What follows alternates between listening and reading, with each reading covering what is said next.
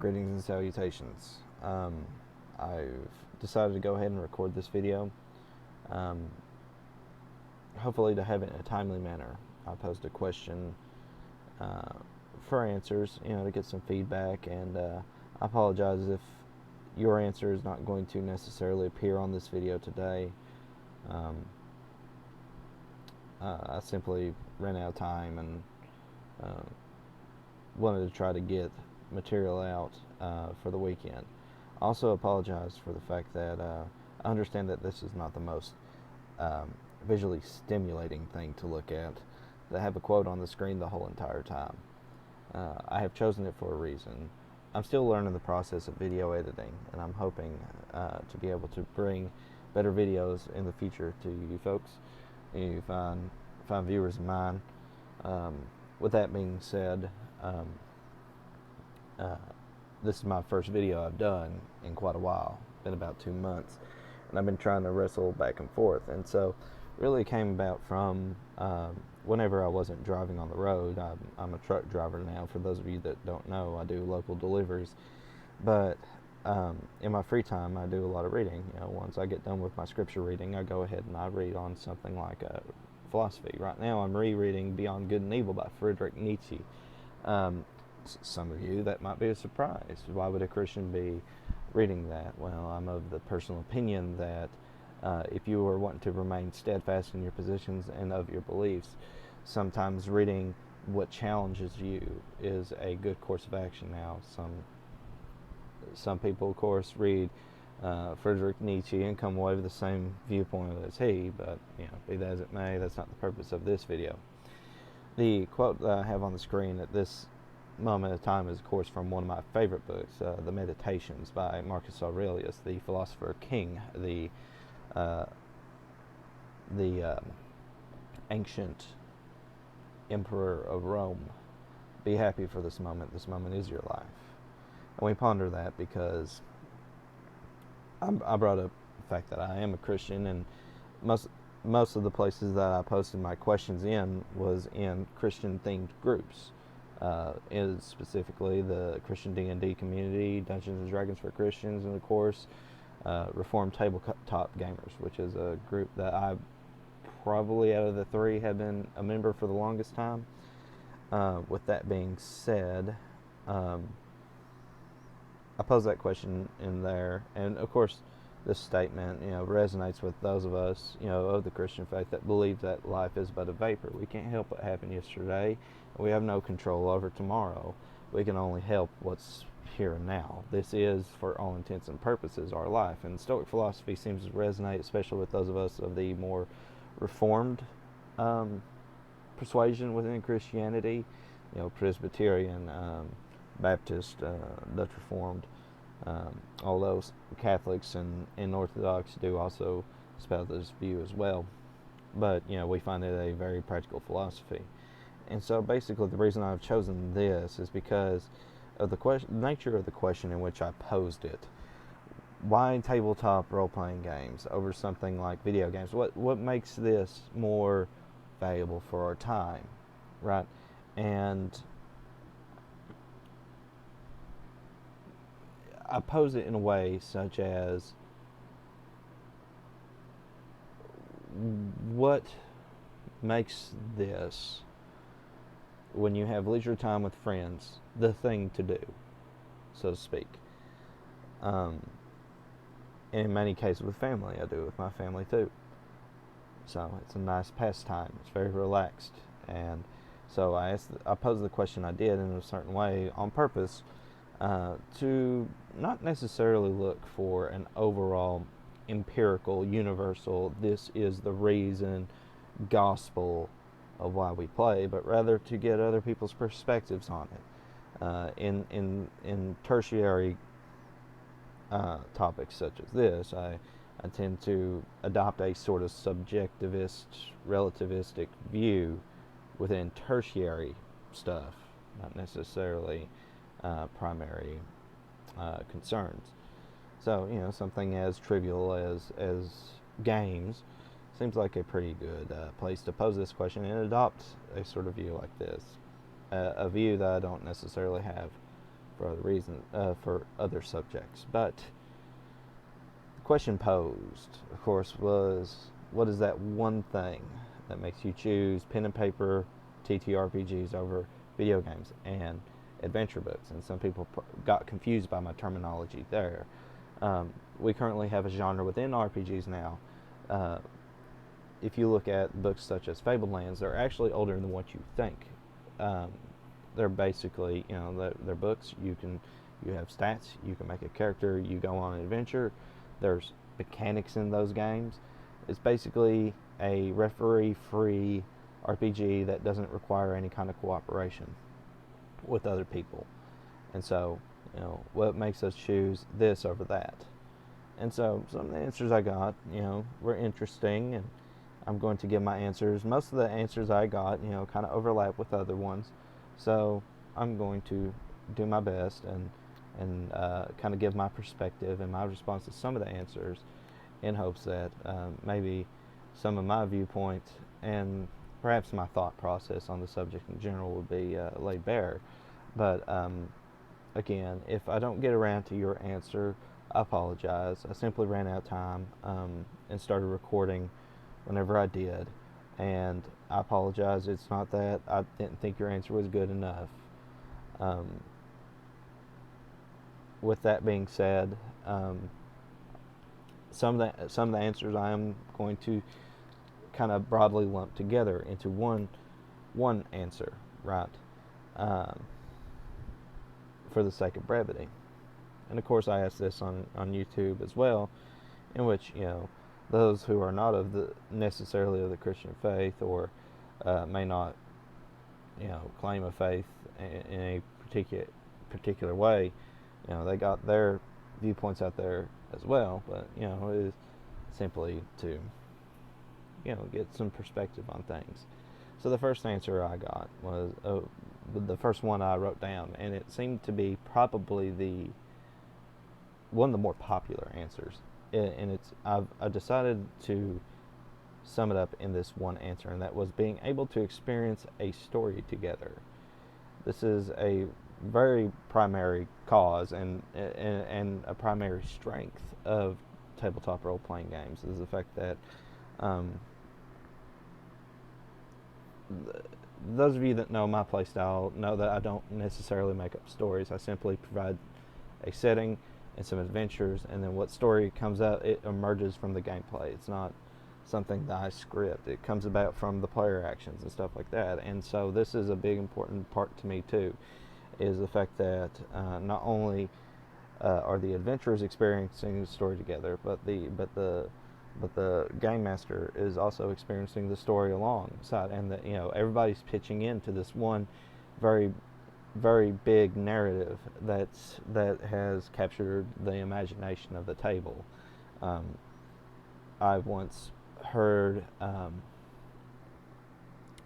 Tim Kask say that we provide the title, you write the story, or something along those lines. And that's a very apt way to put it, in my personal opinion, is the fact that one of the biggest strengths, if not the biggest strength of the hobby, is the ability of everyone at the table to pitch in towards a sort of narrative goal.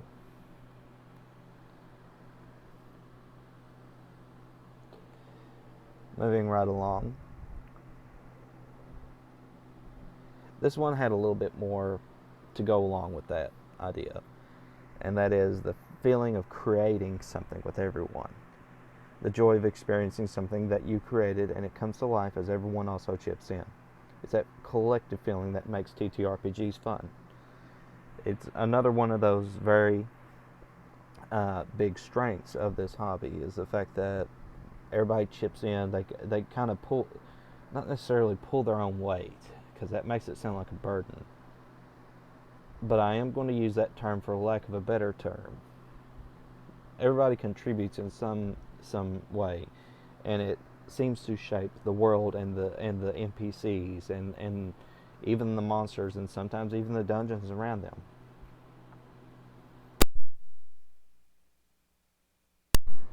Pardon me. And of course, to continue on with the creation aspect of it. Creating and experiencing a grand adventure, the highs and the lows and everything in between, alongside other people at the table who become your friends through the process. Sometimes the treasure really is the friends you make along the way, and that's true. I can't tell you how many friends I've made over the years, from seemingly random strangers, through either Discord or at a physical table or over a call, or because they were the brother of a player or whatnot, an acquaintance beforehand, and hey, now we have this pastime going on, and now it's something that bleeds through into real life. It's not necessarily what's happening in the game, but it's what's happening outside the game. You're forging friendships and camaraderie with other people. It's one of those rare instances where no matter what creed, walk of life, religion, politic, whatever that you belong to, when you have everybody working towards this one common goal, it seems to forge a friendship through people get to see the personalities behind the person. In this day and age of isms and ists, and icks and whatnot, it's easy to not see the person behind the ideology, because the culture has so much made it to the point where your ideology is your person. It is the mask that you wear. For game tables where people put that aside, that mask comes off and you actually see the person behind it. And sometimes that doesn't happen. You do show up for tables where the worst possible thing could happen, but by and large, that's very rare. Most of the time, when people sit at a table like this to play, it forges a friendship, and that's an excellent strength of the hobby, more so than I think video games could ever do. Here's another one, and this one gets primarily into the more creative aspect of it, and she wrote that making a character to fall in love with again. Each of my characters becomes so personal. It's really nice to make new ones to help me learn something else about myself. It's nice to bring back an old favorite every now and then, but I like making new ones. And I'm assuming, and by the way, if she's watching this, I want to apologize if I'm making an incorrect assumption, but I'm pretty sure she's probably primarily a player, may or may not have ever done game mastery. And so what I would actually say to her is, if you like that particular process of it, try getting to refereeing a game, because that it's the same process I like to do too whenever I make NPCs. Sometimes I like playing the wise old sage of the church, the very nice charitable man, the charming but down on his luck homeless man that's begging for food at the street corner. I like to play the tyrant king who espouses Machiavellian philosophy in every sense of the word. The battle-hardened and wizened general who almost personifies Sun Tzu's The Art of War. Sometimes the kindly old widow, or the young maid whose betrothed was killed in a battle tragically. You get to create these characters and kind of give them a life. They cease to be, and it's the same way with player characters. They cease to be numbers on a page. They become a thing in your mind and to the mind of everyone else at the table. And so, that if you love that process as a player, you'll love it as a game master, I promise. Pardon me again.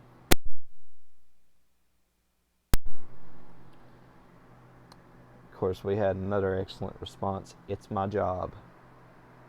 Why he's into TTRPGs, it's because it's his job. And that's a pretty fun, that has to be a pretty fun job. Hopefully it's financially stable for him, and I wish you the best. I hope and pray that it works out the best for you, because Finding a job you love and enjoy is very hard to come by. Another one. This one is an often overlooked one, and I'm probably going to get into a little bit of a rant right now. But acting with friends. Now, as those of you who are long, long-term viewers of my channel, you know, some things I've kind of changed my mind on. Some things I used to be hardcore on, and I've quit holding some extreme views on another, and this is one of those. I no longer really have a strong opinion one way or the other about the acting aspect of it. Some people show up to the table, they want to wear the clothing and speak with an accent and stuff like that, and there's absolutely nothing wrong with that. And likewise, there's nothing wrong with somebody who's like, I just really don't want to put on an accent, because it gets kind of some people kind of get touches and I'm sorry. Um, I'm using my local regional dialect vocabulary here. Some people get up in arms about doing it this way or that way when it comes to this particular aspect. If you don't act like Matt Mercer, you're doing it wrong. Or if you're acting like Matt Mercer, you're just being a ham. You're being one of those acting school kids. Something that kind of helped change my mind on the subject, and it's an excellent video, and you should definitely go check them out, is if you look up Dirty Histories and Hobbies, Arkeo Matt, who is actually one of my viewers and subscribers, he had an excellent video in which he talked about the thespian aspect of it. It's a fairly decently length video, although a lot of mine are that way too, but he gets into the nitty gritty of it, and he has some thespian experience, some acting experience. He's very it's a field that he has an expertise in that I do not. Now, he also makes no claims of authority in that video, so but if you're into that aspect of it, definitely go watch Dirty Histories and Hobbies, Arkeo Matt's video on the acting aspect of it, the story gaming part of it. This is his video is really actually what kind of made me change gears on how I viewed this particular part of the hobby, and kind of opened my eyes to, what, maybe I shouldn't be so up in arms about this, because it's really no big deal. Because most of my long-term viewers remember the absolute storm that I caused last year with a particular view I had. But be that as it may, it's up there for posterity if you're interested in that. But I'm not going to recommend it. But anyway, if you're interested in that particular part of it, there you go. But that's another thing too. I brought up the fact that I about just let some regional terms out that some people probably wouldn't quite understand out. Is that it's an interesting thing. If you're into the aspect of acting, and definitely learn some vocabulary, some terminology. I use the terms touchus and qualmish. That's an Appalachian thing, right? Touchus being, to broadly generalize it, being overly sensitive, and qualmish being more towards the antagonistic, quarrelsome kind of aspect of that particular thing. And it's just like I could say that the weather today has been rather airish, meaning that it's been a little bit windy. So I mean, there you go. Learn some terminology. If you wish to do that, it all depends on the setting you're in, right? If you're within a medieval setting, obviously you're probably not going to use that. Although one term that has survived down to this day within the Appalachian tongue is the term victuals, which comes from the Old English victuals. So there you go, which simply meant food. So I used to, you still hear people around here say all the time, "I'm going to go get some victuals," that kind of thing. And did you bring your victuals in a pail or a poke, in a lunchbox or a bag, that kind of thing. There you go, a little interesting bit of it. Not very often I get to kind of share my heritage to be some benefit to the hobby, I guess. I just happen to. I think the reason people listen to me is because of my dialect. But that being said, let's move on. Again, collaborative storytelling. PCs are invested in one another in such a way you can't imagine your character existing apart from the party. That's very true, and that it's went back to my first point. Um,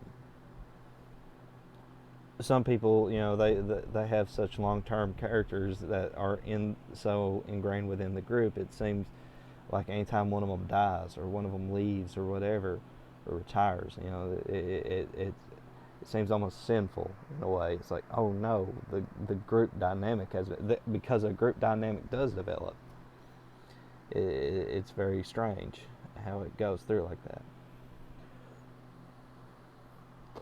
To live out multiple fantasies presented through my characters. There you go. So that's another aspect of it. Now, while those of us, who are on the game mastery part of it, we seek to maintain a level of verisimilitude, so that the curtain shielding the Wizard of Oz from Dorothy and the gang remains intact.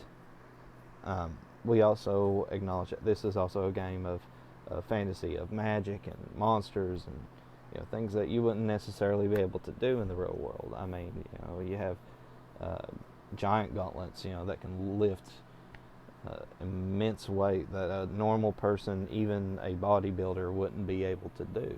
It all kind of comes around back to that. So it's that escapist part of it. I remember there was a quote, and I believe it was Tolkien, and he wrote it in one of his letters, and that is, the only person that, to paraphrase it, is the only person that despises escapism is the jailer. And again, I'm trying not to get too political about it, but in this age of ists and isms, people have viewed escapism as a bad thing, as ignoring real world problems, when that's not at all the case. Escapism is simply a stress reliever. We have enough troubles in the real world. We wish to keep that. It's one of the few times we get an excuse to leave it at the door, not have to acknowledge it for just a few hours. Another answer being a cringe edgelord murder hobo and sending the GM and other players into a rage. Obviously, a little bit of a jokey answer. Murder hobos don't tend to last very long in my games. They get killed pretty quick. When you're rolling for hit points at level 1, being a murder hobo is not often the viable option. Here's one this is the one that I probably relate to the most, personally, as a father and husband. I like the freedom to create a world with others exploring it. The cooperative story making. I think he's got a typo in there, and I didn't fix it beforehand. Oh, okay. I see what it is. All right, let me fix that real quick. I apologize. The cooperative story making and world building. The family time I get with my wife as well as my kids encourages imagination and problem solving. Affordable, infinite replayability. Indeed. I feel like we've talked enough about the creative aspect of it, or what points there is. I am going to wait till the end. The cooperative story making and world building I've already touched on. Family time I get with my wife as well as my kids. It's a fun family pastime too. You can turn this game into the most R-rated, X-rated thing you want. Most of us, though, wish to have a PG or at the most mature PG-13 experience. Because after all, we are still slaying monsters. But for example, I don't put in nudity. And as much as I try to use medieval tropes and stuff like that, you will never find a harlot on the street trying to prostitute herself out. You simply won't, not in my games. And the option to kill children is not in my games either. I imply some things, like if a dragon burned a whole town down and everyone perished, well, it's assumed that the children did too. It is implied, but I don't go into detail on that. But, anyway, so the family time I relate to a lot, and it encourages imagination and problem solving, which is very, especially when your children are young, is a very those young years are very formative. In that, one of the things I've said, and I'm going to get kind of mushy for a minute. I learned to read because of my dad. When I was 4 years old, one of the first games I ever beat by myself was The Legend of Zelda: A Link to the Past. And there's a lot of reading in that game. And my dad taught me how to read on that game. And so I have fond memories connected to that game. Pardon me. A few of them, well, more than a few of them being because of my dad. So, excuse me. Anyway, it's affordable and infinite replayability. Indeed, many people are shocked to learn that, technically speaking, the rules are available online for free. You don't have to pay a thing. Meaning, now granted, they're the older rule sets, which is the rule sets that I tend to favor, and many of us, especially within the OSR circles, tend to favor. So if you're kind of a newer player, or like a 5e player, and like, boy, I wish I could have rules for free, the older rules are online for free, and lucky for you, they're so simplistic that you could warp them into something. You could tinker around with them a little bit to turn them into the power fantasy thing that you want them to be. You really could do that. Now, those of us in the OSR circles, we don't do that because it kind of kills the purpose of why we got into it. It's because we like lethal games. But, whatever floats your boat. If that's what you're looking for out of the hobby, you can do that. And, of course, infinite replayability. Indeed, like, the world just keeps going on. Just like how our world doesn't just start over whenever somebody dies, and it keeps spinning. It continues on with more people born into the world each and every day, more characters on this grand stage of ours, right? So it's the same with a campaign setting. I am honestly kind of shocked that people still call 10-session games campaigns when they're really not. They're just a series of adventures, although that is what a campaign is. A campaign doesn't necessarily end because the world keeps going on. So, but some people just kind of get bored with the setting after a while, so I get that.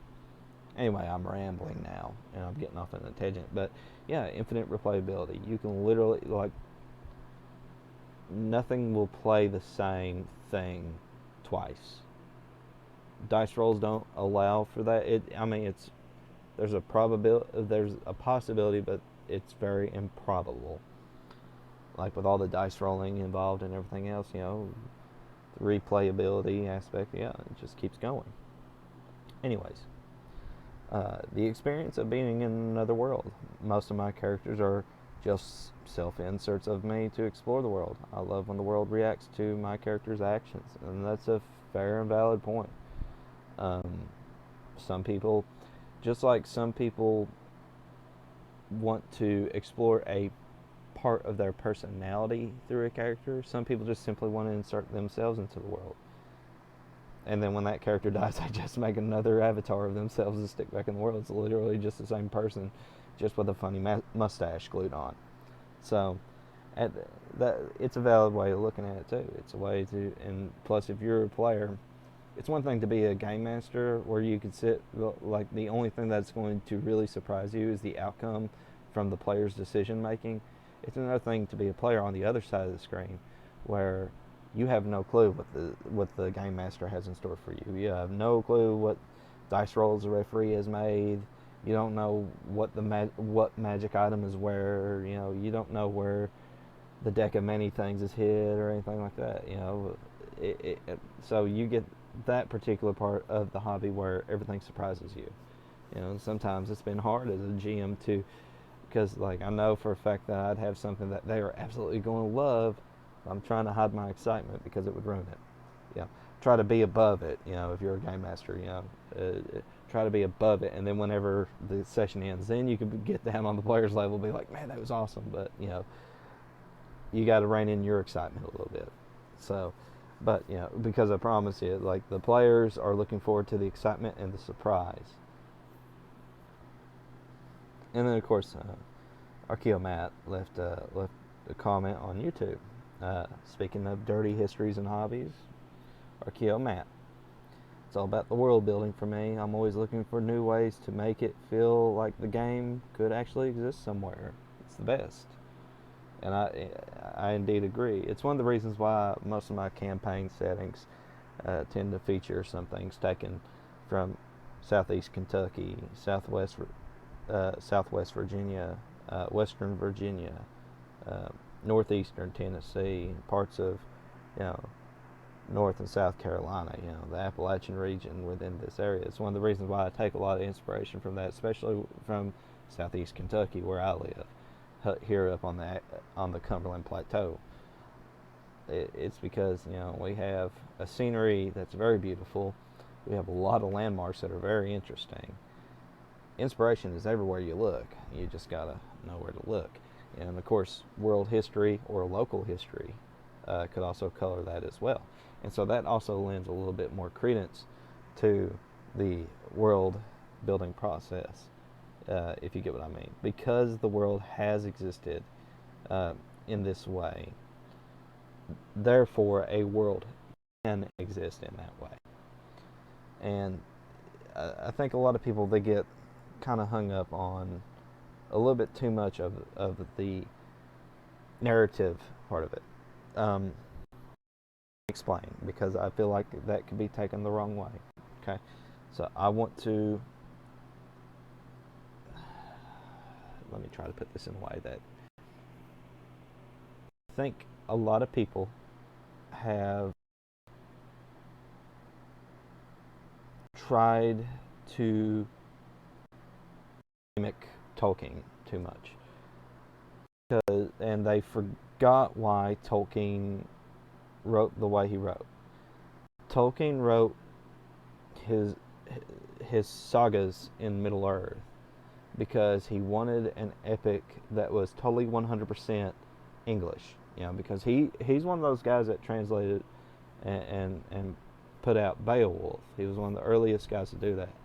But because Beowulf was not totally 100% English, he felt a little cheated by it, and he wanted to give the English people, the English-speaking people especially, an epic that was all theirs. And so that's why Middle Earth exists. And so, of course, he put all this lore, and even when you look at it, he still borrowed from Norse mythology and all these other cultures just to make it a little bit more interesting. So he borrowed concepts from Yggdrasil and the World Serpent and stuff like that. And a lot of people think that when they get into making a campaign that they have to have this big elaborate world with lore and everything, and that's not necessarily correct, the correct way to do it, because I believe you can do it, but you're going to burn yourself out very fast. So anyway,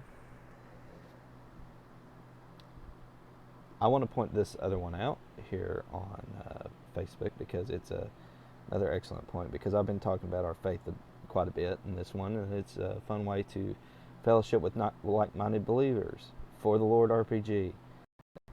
So we're plugging that for the Lord RPG, and I'll plug it back. So, but it is a fun way. I think this other side of the satanic panic, people are starting to realize that was such a fringe thing that happened, that you can't say that it was a Christian-led thing. It was just like a bunch of fringe people and then a bunch of gullible people. But when you're talking about the well-being of your children, it's easy to understand why people got up in arms. When you think something is dangerous to your children, you're going to try to keep them away from it. because as much as I would like to say, oh, all you had to do was pick up the rule book and read, you still needed time to read the rule book. So you're not going to necessarily know whether or not this thing is good for your kids within a day. But some people, you know, I, it's just hard to explain. And I'm glad that those of us who are Christians have come out on the other side of that, um, with people understanding that it wasn't all of us, and it wasn't like a totally.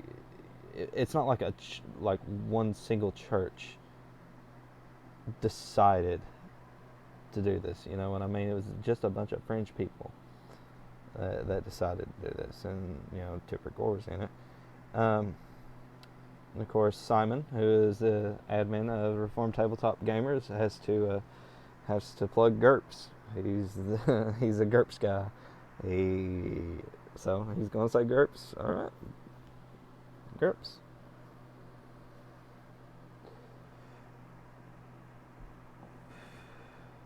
I'm going to try to. All right. And some of these I'm going to try to hit before I end this recording.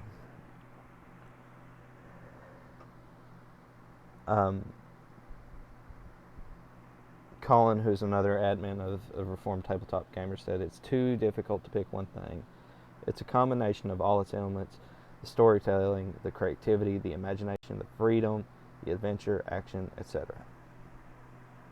Which is, yeah, again, like, I understand that this was a hard question to answer. It wasn't like I was like, oh, people will be able to pick this up easy and be able to tell me why and point to a single solitary reason. It was kind of like an exercise in brainstorming. Why am I doing this thing over this thing? If you understand what I'm basically trying to get at. So that was more for what this exercise is. Like, what makes you, and you could apply that to almost anything in your life, right? Like, what makes this one, what makes you do one thing over another thing? So I'm going to get to a few more of the comments real quick. Let me find them real fast.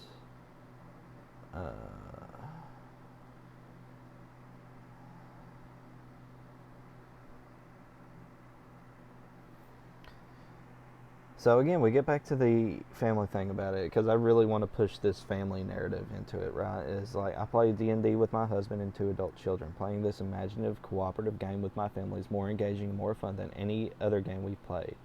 I really get caught up in the stories, and just know I'm going to cry when this month's long campaign ends.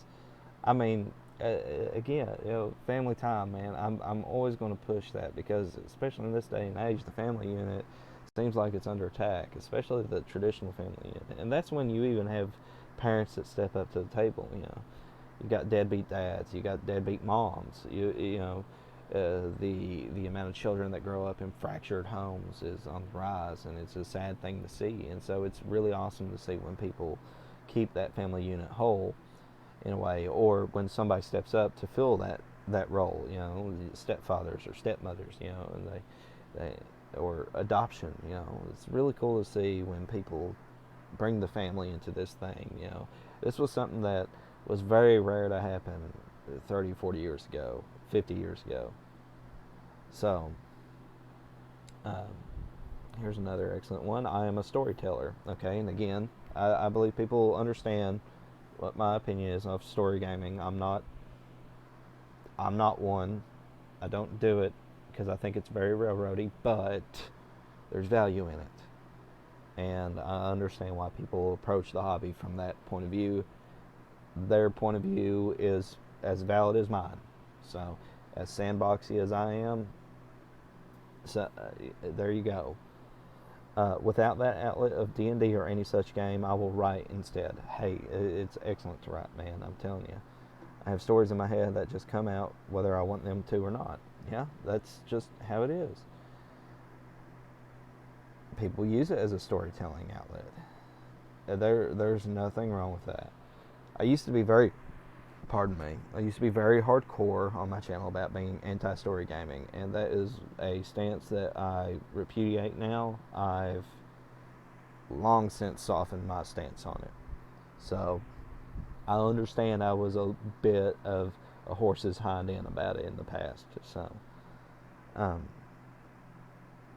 friendly but somewhat structured human interaction over fantasy, grown-up imaginative play, basically. I mean, and there you go. It's role-playing is something that has existed for as long as humans have.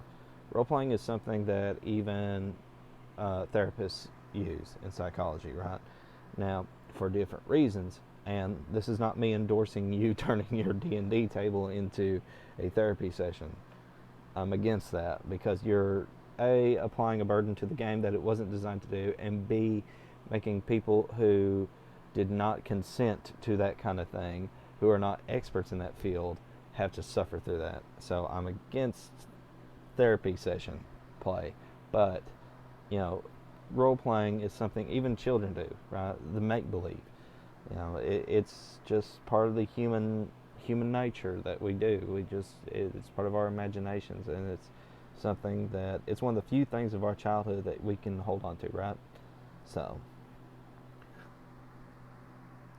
and again, I'm going to get to all these ones that do the family aspect because I'm a big fan of that. I love being able to provide a story for my wife and best friends.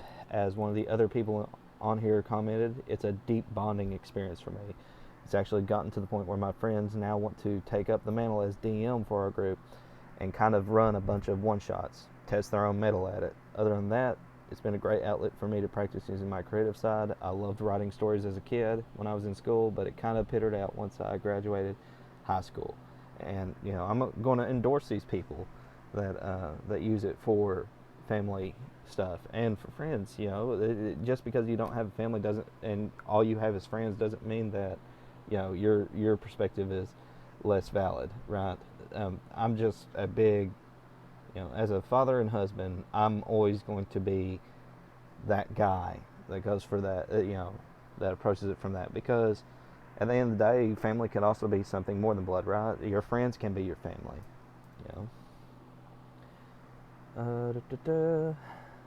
Trying to come through some more. Again, if I'm not answering or to your answer, it's not because I believe it's invalid. It's simply because I believe it was covered already.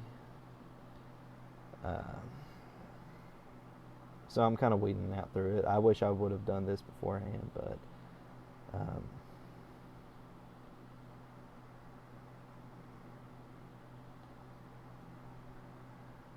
I do like how Derek here in the Christian D&D group has approached it, because it is how I approach it. And he talks about the creative aspect of it, and I feel like we've already talked about it almost ad nauseum. But this perspective, he says, because you have several people contributing in the quote main cast, end quote, that is the party, and that is the way that you should approach these games. Your players are the main cast. They are who the world is focusing around. A lot of people focus too much on the world whenever they create a game. So I have always told my players at the end of every session, I appreciate when they show up and they play, because even though they do not have a game without me as a GM, I sure can't have a game without them as players. It's a mutually beneficial relationship, and it's a very healthy mentality to maintain when talking about that. And I'm going to double check in the Dungeons and Dragons for Christians group real quick to make sure that I'm not skipping anything over there. And with the admin's permissions, of course, I will be posting it in these groups. I'm probably going to have to actually look up the group. There it is. Because I don't see any notifications, so I probably didn't get a lot of bites in that group, because I didn't necessarily split everything up into say this was Reformed game TTRPG, or this was uh,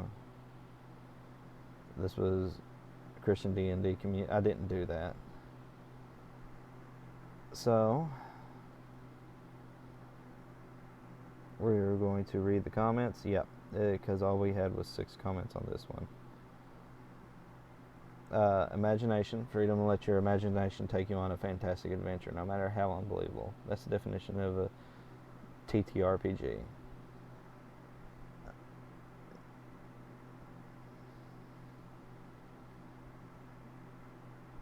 Creative freedom that cannot be duplicated in video games. Yes. And I'll get to this. I don't want to cut Owen off, but I'll get to this point. I'll get to my point at the end of the video, because I'll bring his up again, because I feel like it's going to be a good one. Yeah. Okay, so never mind. We'll go ahead and read Owen's comment. And I'm going to kind of explain a little bit of the origins and why this took so long for me to put out. The creative freedom that TTRPGs give that cannot be duplicated in video games. I'm most creative when collaborating with others, and that is what TTRPGs are designed to do. One of the cogs that moved me to make this video was some comments I'd seen in the past of people saying that they don't need to play Dungeons and Dragons because all you have to do is play Baldur's Gate 3 and you'll have the experience. And I feel that is a rather sad way of looking at it, because Baldur's Gate 3 is at the mercy of the programmers and the script writers. Whatever the game was not programmed to do, you can't do it. You don't have to. You have the illusion of freedom, but you don't have total freedom. And eventually the game script is going to end one day, meaning that you are going to exhaust any and all possible avenues in that game to where nothing would take you by surprise anymore. That's just the nature of what a video game is. A video game is not meant to... Video games have replayability, but for different reasons than what TTRPGs have. TTRPGs have an ongoing world where most of the time your decisions are finalized, meaning that they now have consequence in the world. Whereas video games, they mostly go with that concept only within the limits of a scriptwriter and programmer. There's nuances that are going to be missing that, they simply didn't foresee. And it's one of the reasons why, because I love video games. And those of you who have viewed my channel know that I used to be the Dark Souls guy for the Reformed Gamers podcast. I used to represent the dear listeners whenever I streamed, and most of my videos are gone from that era, and I'm very sorrowful about that, because that was a part of my life and that I did enjoy, and I enjoyed each and every person that I helped and played and streamed with. Part of it was kind of out of anger because of the politics of the group that led to its demise, but I wish I hadn't gotten rid of it. But anyways, I'm getting off subject. And that's a wound I don't wish to reopen. So, anyway, there's a finiteness to video games, just like there's a finiteness to the adventure books. Now, granted, pardon me, the game master is a human, and so the game master can only, think it's a human, and therefore not see every possible avenue then and there. But the world is easily sculpted because of that human element. Whereas with a computer program, again, you have limitations set upon by the programmers and the script writers. Baldur's Gate 3 does not capture the D&D experience. Baldur's Gate 3 does not capture the total party kill that I had in Morgan's Fort almost 2 years ago. Baldur's Gate 3 does not have the victory of my players over Usver, the Forsaken Necromancer. It does not have the victories of my group that went into the Temple of the Hyena and slayed the Hyenodon. It doesn't have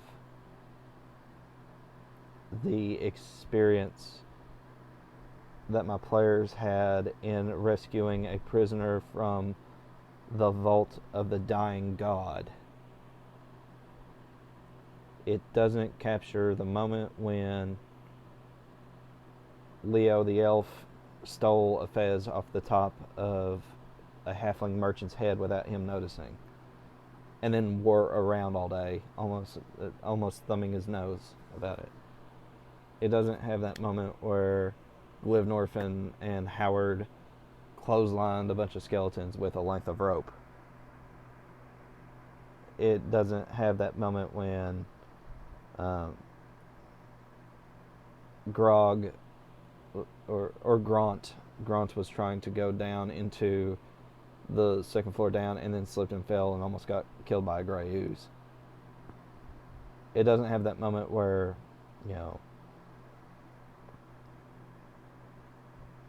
Karfanek and all those and all those guys decided to build barricades in the old island fortress. It just doesn't have that. It's not programmed for that. And I understand that was long-winded, but that was the stuff that I could think of off the top of my head, even though I'm trying to remember character names.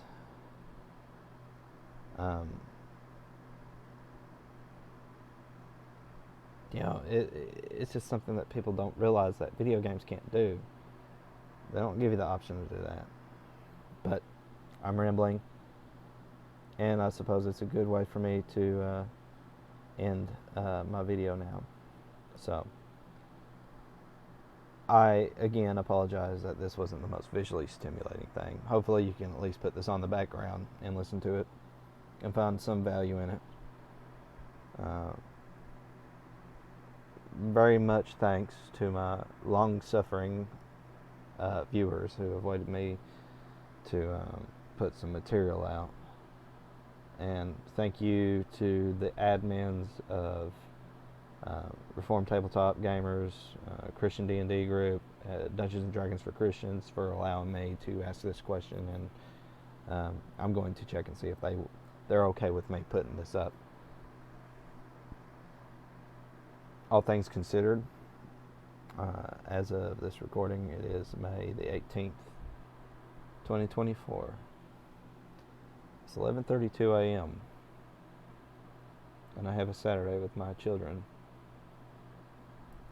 And I have some dice that are starting to get some dust on them. Take care. God bless. I'll see you on the other side.